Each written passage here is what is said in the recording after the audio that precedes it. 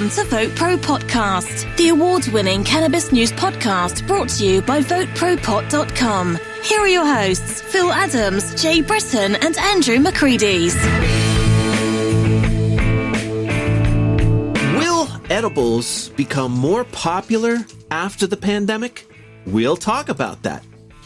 Moms are using more cannabis than ever because of the pandemic, apparently. We'll explore that. There's some cannabis world records that you're not going to believe. We're going to share those with you. But first, we have a little news about our friend and colleague, Faye Berger Mitchell, who is our chief health and wellness correspondent, eventually to be our senior chief health and wellness correspondent. And why is that, Andrew? Because she's the only health and wellness correspondent we have? No, actually it is because... That's pretty much besides that, no, because Faye applied for the graduate program, the cannabis graduate program at University of Maryland. Yay! And was accepted. She got accepted. Yeah. Congratulations, Faye. That's awesome. So Faye is now going to be a graduate level expert. Now, of course, Faye... And she already is. Faye's already very knowledgeable. That's she comes right. from a health, from a nutrition background. She was a nutritionist for many years. We haven't had her on the show in a while. We need to get her on next week so she can tell us about the program. She went to Jamaica for a while, and then the pandemic hit, and I think she's taking care of. She has 2 kids and a husband, and from what I understand, it's like having 3 kids. Apparently, hey, I resemble that remark. I'm just joking, but that's true about every marriage. Well, cool. Congratulations, Faye. Well, good luck to you, Faye, on your academics, and we are going to want a full report from you. So, the pandemic is kind of shifting a lot of behaviors and attitudes, and one thing that may be shifting is the trend away from flower and vaping and towards more edibles. With the pandemic, a lot of people are more conscious about their lung health. So, obviously, people who smoke cannabis are cutting back on their flower and vaping. And apparently... the flower and vapes decreased 25 to 17%. The flower did, and the vaping decreased to 33 to 25%. Wow. Which is pretty, I don't know, that's significant. Yeah, very significant. And sales. And what they're doing, a lot of people they're shifting to edibles. So they're going to tinctures, gummies. So sales are down oils. 25 to 30%. Wow, that is significant. That's huge. Yeah, that's a big deal. Well, I think their sales are okay. Overall sales are okay, but those segments dipped. Right. Yeah, the edible segments made up for it because right now, a lot of dispensaries are doing great numbers. I mean, people haven't stopped getting high. Huge numbers. Right. But I wonder if that's the same for vape pens. I wonder if well, that's what he said. Vape pens are down, like flower. Like nicotine pens? No. I mean, I wonder if people are concerned about their lungs with this pandemic and not buying as much flowers. What you're saying, they're buying edibles. And they're not buying as much vape pens also. Yeah, I bet. Well, and also, I think that's a combination of all the tainted vape carts. That issue, I think, had an effect on vape I'm sure sales. It has a lingering effect. And now with this on top of it, I think a lot of people are just going, forget it. And then with the government cracking down on all flavored nicotine vapes, which had nothing to do with that vape crisis that we just experienced, the tainted vape carts. Yeah, that's not to divert too far off the topic, but that is only applies to like 7-Elevens and stuff, right? I mean, so you can't. Guess, yeah. So that's what a weird law, but I don't know. Yeah, had absolutely nothing to do with the tainted with the people getting sick from vape carts. Had nothing to do with it. Nothing it's at a all. Political decision, not a health decision. Exactly. Right. So anyway, but I kind of predict that after the restrictions are lifted, I think more people are going to gravitate more towards edibles. I think edibles they already are. Were always popular, and they're always getting more popular. I think this just gave edibles a bump, and you're going to start seeing that Andrew, more and more. do you think that's because people who were maybe loath to try edibles before have now kind of been pushed towards it because of the pandemic, and now they're discovering, hey, yeah, absolutely. I like that. This. And also another thing now, because legal cannabis is kind of a relatively new thing, and edibles are evolving. Now, even actually, what Maryland, we technically don't have edibles, we have consumables. Now, what that means, it's like a capsule or a gummy or an oil or a tincture, something that really has no nutritional value. It isn't considered a food. It's just like taking a pill or okay. So no cookies and no bars. Right. No cookies yet. But even still, those are exploding, and people really, really are getting into it. But there is a difference between smoking flower and eating an edible. Now, isn't there, Phil? Well, there is, and it's a different high, and I think people are beginning to experience that, some of the differences in that, and there is a very scientific explanation for it. Now, I think those who have experienced both, when you smoke or vape, as opposed to when you ingest it, smoking and vaping apparently takes much less time for you to feel the effects. Yeah, it's minutes. It's immediate. It's pretty immediate. And it will, the effect will peak within 30 minutes to an hour and taper off after a couple of hours. But, when you smoke, you're actually absorbing more cannabinoids than you do from edibles. So why, apparently, is the edible high seems to be more potent and linger more on intense. Longer. Yeah. Right. Mm-hmm. Now, Jay, you have a lot of experience with edibles. I'm starting to just kind of be introduced to them slowly, but you've been, you both have been using edibles fairly extensively. Would you say that's definitely a correct assessment? It's deeper and longer and more potent? What I like about it is it's easier to microdose, and control your dosage, but also the high's different. It's definitely different. And some people complain about it or don't like it because it can be more of a couch lock kind of high. If you take a little too much, you can really get into that mode where, God, I've been staring at the TV for an hour and a half and I don't know what I'm watching. Yeah, and I don't like that, but no, there's no question. And I think chemically there is a difference. You can go into that, I'm sure. Well, there's research behind this, and the principal research scientist at Leafly, a fellow named Nick Jacobs, explains it this way. He says, quote, "The issue isn't that weed is metabolized differently. It's that it's going to get metabolized to different degrees in different parts of the body, depending on the route of administration. In other words, it will produce a different kind of metabolized substance depending on whether it's smoked or inhaled or whether it's ingested and goes through the digestive tract. The real difference, he says, is that with edibles, a much larger fraction of what they call the delta-9 THC makes it to the liver first. Right. That's where it gets converted into what he described, what he calls, or what is called 11-hydroxy THC.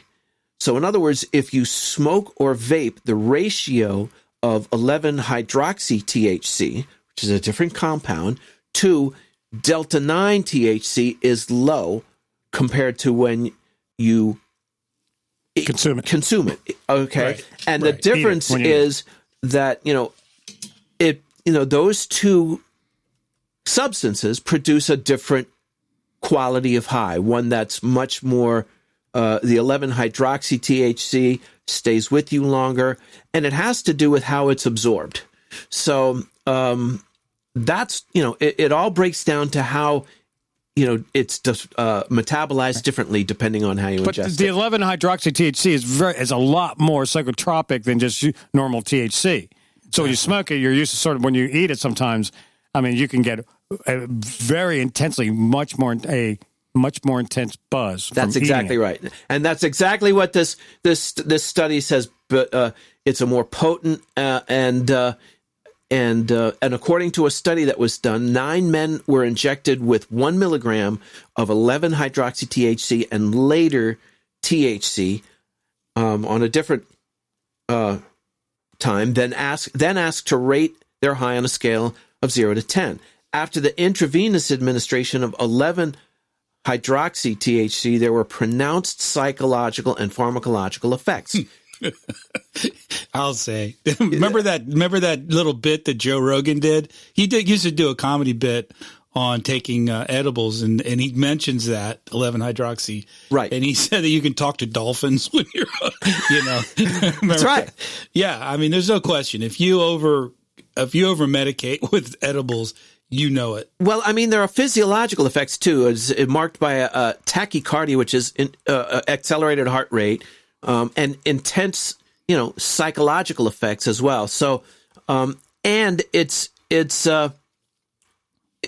absorbed, in such ways that it stays with you longer. So, the rest of this is a lot of research and technical speak for those who speak that language, and I definitely don't. I don't want to make a fool of myself, but there is, very clear, researched reasons for why they provide different buzzes. Different.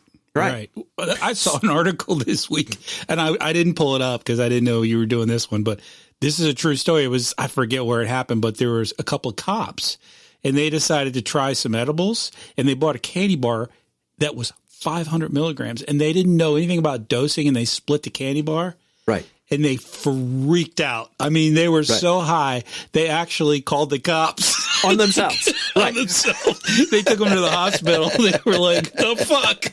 I'm seeing pink unicorns and so true. It's really hard to over medicate smoking, don't you think? I mean, you can do it. Well, of course you can do it to that extent. You're not going to get that wasted because you'll stop before it gets that. That's right. But the problem with consumables, you can eat so much more than you need, and once you eat it, it's too late. When it hits you, when it hits you, because it takes. Remember that Maureen Dowd article you did, Phil? Exactly. Yeah, she was in a fetal tuck, and we really encourage people because it is a trend. I mean, and as Andrew pointed out, the trend is going to be towards more edibles, and we really encourage people take a little bit, start slow, microdose, then wait, then see how you like it. Don't, and I think there should be something on the packaging that says you will be tempted to use more than the recommended dose after the first hour. Don't. Right.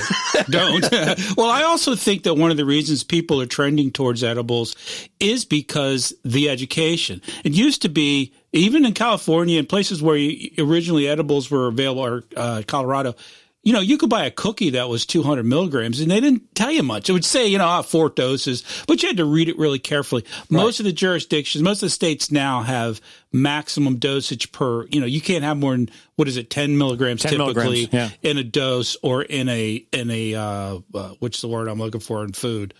A serving, Serving. A serving, right. Now I was talking to Faye today, and she was recommending to a friend of hers that wanted to get her medical card. So apparently now, and this is interesting too, in Maryland, she was able to apply for the card online, which you would normally do, but then get a virtual appointment with a Canada doctor, which you could normally do. But now during the pandemic, they are allowing that. So she was able to do that and get her card. But the problem is now when you go to the curbside and you order online on Weed Maps, then you go to the curbside, there's no real customer service for someone to help you, a first-time medical patient. So what Faye is doing, she's helping that person and other people. That's a good thing. The first time, and one of the things she's telling them is, you might want to get a little bottle of CBD tincture in case one of these THC products is a little too much. Just squirt some CBD tincture under your tongue or a vape pen, and it will mellow it out. It really works, and you won't panic, and you'll be fine. And the other thing and the other thing that this researcher notes is that yes, you can overdose on cannabis products, but you're not going to die from it. You're going to overserve. We'd like to say you are going to overserve. You will have a very difficult time for a while, but you'll be all right. You're not going to die. This is not opioids. This is not amphetamines. Those things will kill you if you take too much. Marijuana, they say that, Phil, you can take too much, but you're not going to die. It's really hard to think about that when you're that high. That, and you can tell yourself, I'm going to be okay. I'm going to be okay. I'm going to be okay. Why is there an elephant in my closet? Why am I going to die? Why am I dying? I think I forgot how to breathe. I'm pretty sure. Send us your thoughts at VoteProPot.com/contact or send us an email at podcast@VoteProPot.com, and please give us a 5-star rating on Apple Podcasts. Tell your friends about us and be sure to like, follow and share us on social media. Just go to Facebook, Instagram, LinkedIn and Twitter and do a search for Vote Pro Pot. Jay, you got some state updates, right? Yeah, a couple. Not a whole lot this week. Things are kind of, everybody's kind of tied up with other things. But let's start with Maine. Maine voters approved legislation to legalize cannabis sales back in November 2016, right? They're still struggling with getting this up and going 4 years later, primarily because of lawmakers like the former governor, Paul LePage, I think was his name, very against cannabis, did everything he could to block it. He repeatedly took steps to delay it, the implementation. So this week, state regulators granted conditional licenses in March, for over 30 applicants seeking licensures to operate commercial adult use cannabis businesses. However, under the state's licensing regulations, facilities must be duly approved by both the state and the municipal officials before becoming operational. Well, because of this pandemic that's going on right now, that's on hold as well. So folks in Maine are really struggling to get this system up and running. It's been a total pain in the ass. The next story I got here is New Jersey. A recent poll of New Jersey voters suggests that 61% are likely to vote in favor of the cannabis legislation that's going to be out this November. There's a ballot initiative. All right. So a Monmouth University poll found 61% of New Jersey voters said they will vote to legalize adult use cannabis in the state. Only 34% said they were opposed. 5% said they didn't give a shit one way or the other. So it's looking good in New Jersey, finally. Yeah. So that's a good thing. Yeah. And finally, and this is just a little story here because I had trouble finding anything on states this week.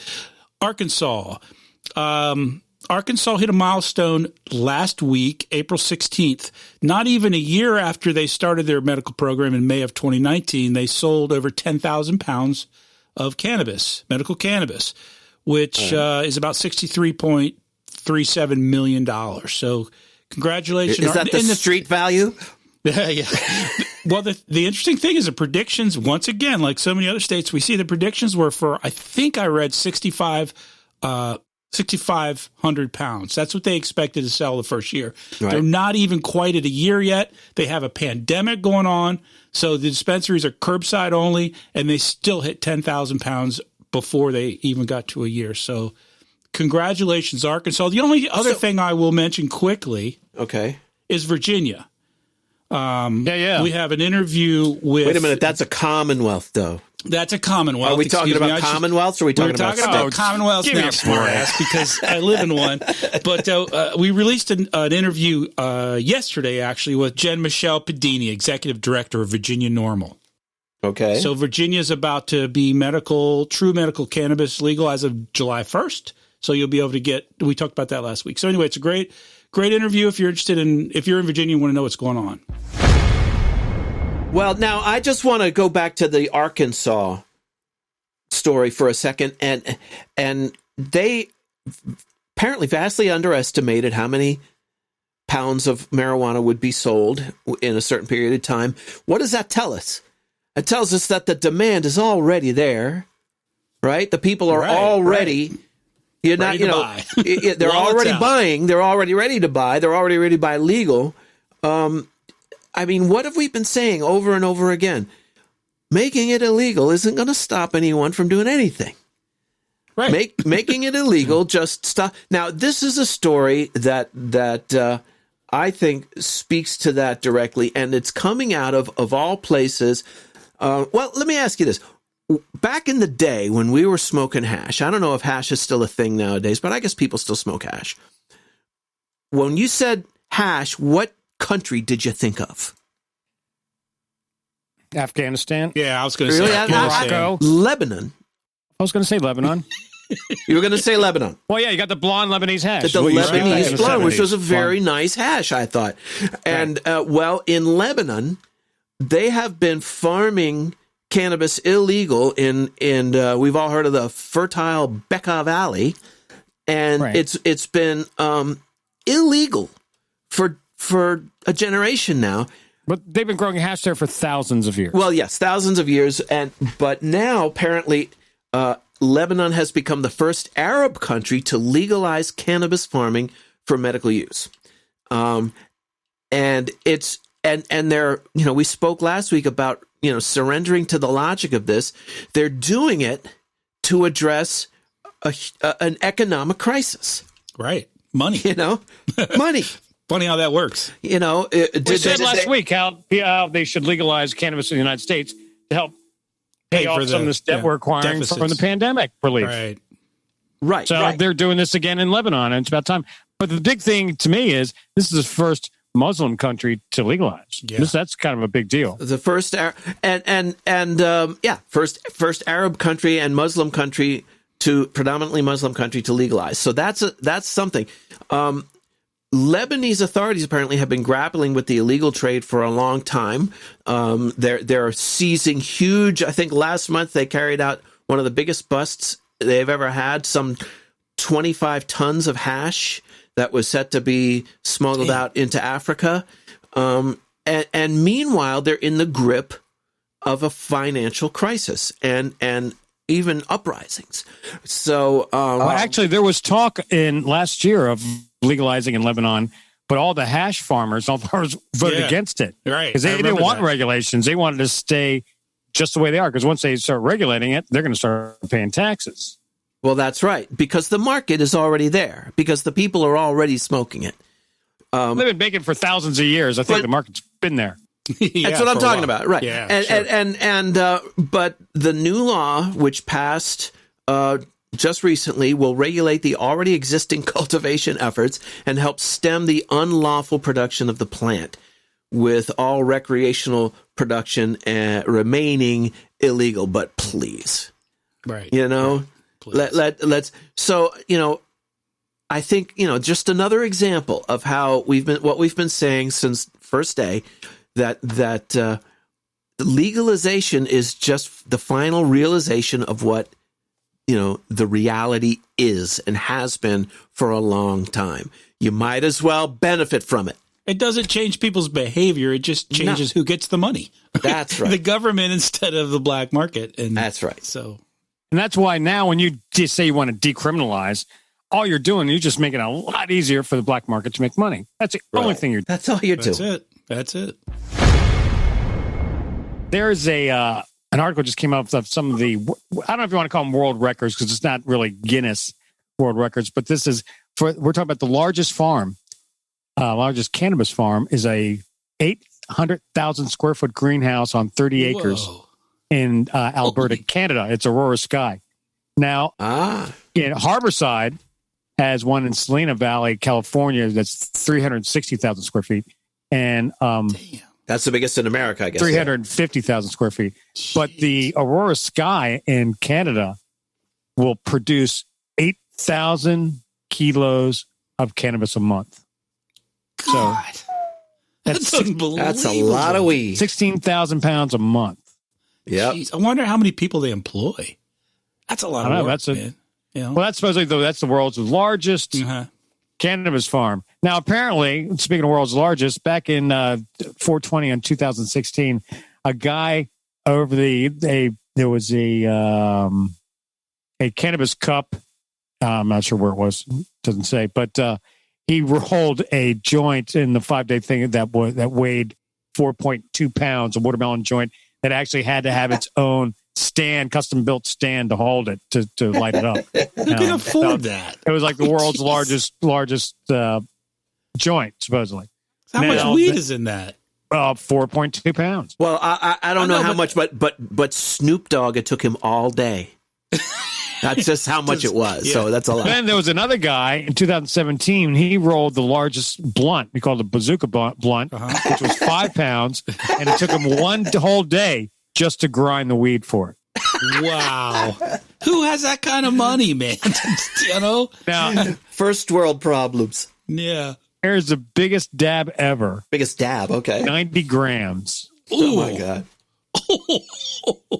90 grams. That guy still have his own lungs, or does he have to transplant? Right. Here's one. Wow, I didn't see this one before. He's reading it as we go. No, it's a real little one. It's sort of, I skipped it. The most weed smoked by one person. A cannabis advocate, Irvin Rosenfeld, is the epitome of a cannabis legend. His record is actually recognized and featured in the 2014 Guinness Book of World Records under the most pot consumed. At the time, the record-setting achievement. No, come on, guys, I don't do that. I don't even smoke. Rosenfeld consumed over 115,000 joints in his life. Wow. Yeah. Oh, in his life. And it's documented. I guess maybe he's one of those. Erwin, your mother would be so proud of you. God, that's crazy. Okay, here's the record for the largest hot box. Now, this goes. They took 422 grams. Okay. And they just dropped it on like a red hot ice, like a cast iron pan, in like a closed tent. They just dropped it, and they said it just instantly just went. Just bellowed out, just white smoke, and the whole thing just built. And I don't know. I forgot how many. They said it was over 100 people. Got high off it. Jeez, these people are crazy.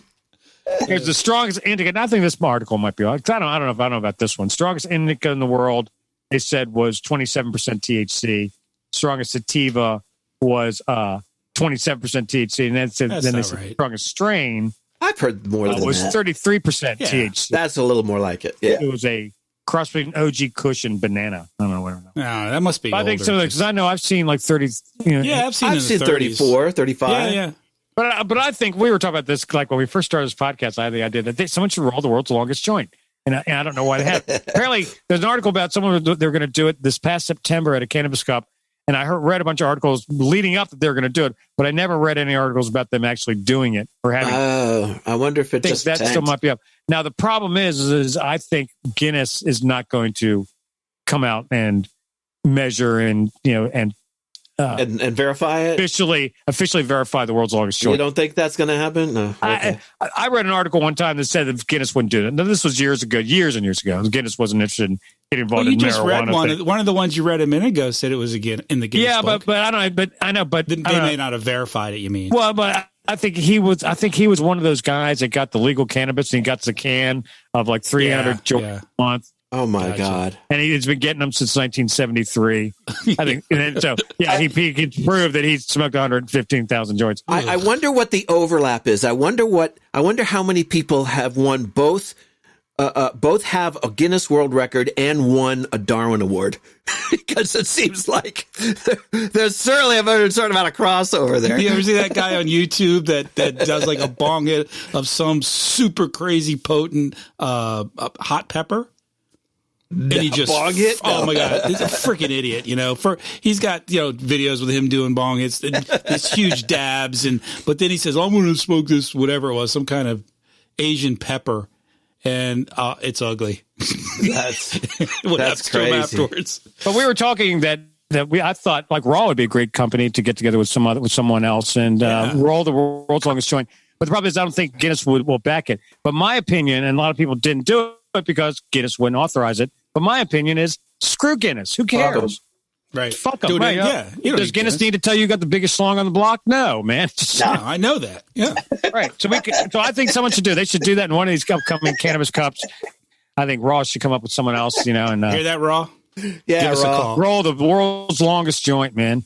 I read somewhere that they were trying, and somewhere a guy rolled a joint that was like 110 feet long. But we can beat that. We can beat that. How much weed is that, dude? I mean, come on, who can afford that? Folks, we want to hear if you have any records. Send us the record if you have any. I know because I've researched it. I can't find it. Right. What they should do is make it like in a diameter that's still smokable. No, just like the size of a cigarette. And then cut them up and sell them for charity or something. And just cut them in 12-inch things and sell them for charity, man. Yeah. Why not? I mean, and also that'd be kind of cool to say, a weed fundraiser. I love it. Right. Well, why not? Why not? They can do it in Oregon. They got a lot of surplus weed up there. Here's a story I actually got off Normal's webpage about the DEA. Good news and bad news story. Federal law enforcement agents and their partners made fewer marijuana-related arrests in 2019. But, that's the good news, but they seized a far greater number of plants than they did the year before, according to annual data compiled by the U.S. Drug Enforcement Administration. So, in other words, Far fewer arrests for possession, but way more confiscations and raids on farms and grows. The more weight. Yes. So how do we account for that? Well, I tell you how I account for it. California, their taxes are so ridiculous. We've talked this over and over again. They won't change it. And so the black market continues to thrive. So what they've decided to do instead is have raids. And it says right here, according to figures published by the DEA's Domestic Cannabis Eradication Suppression Statistical Report. You get that? Does that sound like a government thing to you or what? Oh, yeah. It's like 17 words in there. The agency and its partners confiscated an estimated 4 million marijuana plants nationwide in 2019, up from 2.8 million in 2018. So that's almost double the number. By contrast, the total number of marijuana-related arrests reported by the DEA fell to 4,718 in 2019, a decrease of 16% over 2018. So you're saying that they confiscated 2 million more plants than the previous year? Yeah, I mean that's a considerable 2.2 million. Almost twice as many. Now let me see if I can paint a picture here. You tell me if it's accurate.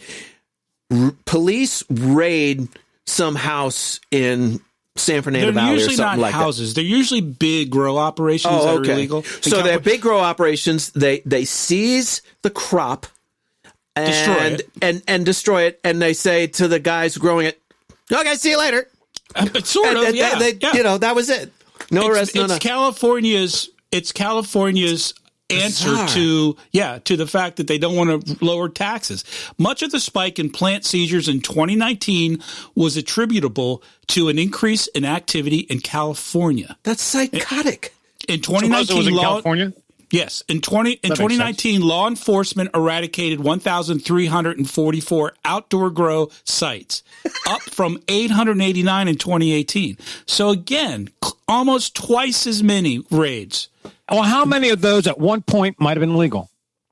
That's a great question. A lot of them probably. I bet a good percentage. After they legalized pot, at least some legal grows became illegal. Right, because of the regulations changing. Yeah, you think it's illegal now. Wait till we legalize it. Right. And these guys have been growing weed for 25 years and selling it. And all of a sudden, to make it legal, they're all excited. Hey, we're going to be legal. Excellent. Then they find out what it's going to cost them.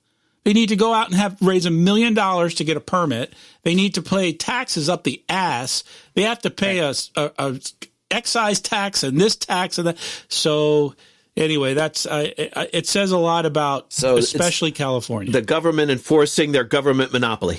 Yep. Down in Jamaica, all these guys up in the mountains that have been growing weed for generations, they're letting them grow it. They're legalizing it down there. The good guys just keep on doing it, which is just grow it, bring it in. That's it. We're not anyway. Right. Damn. All right, guys, I'm going to close out with a story here kind of related to this whole pandemic thing. Marijuana consumption. Oh, yeah, that one, yeah. Yeah, you heard about that, right? Yeah. This article comes from the French Toast. You've seen that website? They have some pretty funny stuff up there. I haven't heard about the pandemic. I haven't been out much lately. No. Yeah, so if you haven't heard, Phil, there's a pandemic going on, so don't go out without a mask. Marijuana consumption has hit an all-time high during the coronavirus pandemic. We've talked about that. That's awesome. Yep, we sure did. But a new survey finds parents using cannabis at nearly double the rate of non-parents. According to an Oasis intelligence report, having kids at home has played a significant factor in American adult marijuana consumption over the past month. Yeah, it's I totally funny get it. because it's true. It's so true. Oasis, which provides consumer insights for the cannabis industry, surveyed 720 U.S. consumers between March 30th and April 16th in order to understand what effects shelter-in-place orders, as well as the general stress of the global pandemic, has had on cannabis use.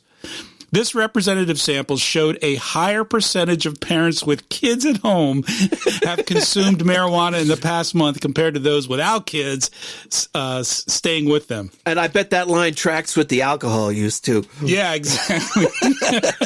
Anyway. Well, think about it. What about, I know a lot of people that are kind of sequestered with their grown kids. Their kids are... Oh, yeah. My daughter's here. She's in her 20s. I mean, she just graduated from graduate school, right? Right, exactly. Dave's daughter's 25 and was living in New York City and now is home and apparently going, I think I might risk it and go back. I think a lot of people are, and I can definitely see why smoke a little bit of weed. Probably now would be the time to sit your child down and go, Mommy and daddy smoke weed. Yeah. And they'll go, tell me something I don't know. Yeah, right. Here's a final quote from the co-founders of Oasis that did the survey. While millions of lives have been upended by the pandemic, changes in day-to-day life have been particularly dramatic for parents suddenly thrust into the role of both caregiver and educator while balancing work and other demands. In attempts to cope with the increased workload appears to be showing up in cannabis consumption rates. And that, my friend, says it all. Yeah. Well, folks, if you have any experience with this and we want to hear from some parents, send us an email. Go to podcast@VoteProPot.com. We'd love to hear what you have to say or on that or on any topic. Send us an email at podcast@VoteProPot.com. You know, there's so much going on in the world of cannabis. We can't even scratch the surface on our dainty little podcast here. So Yes. We share a lot of information on social networking. So please go to LinkedIn, Instagram, Facebook, and Twitter, and do a search for VoteProPot.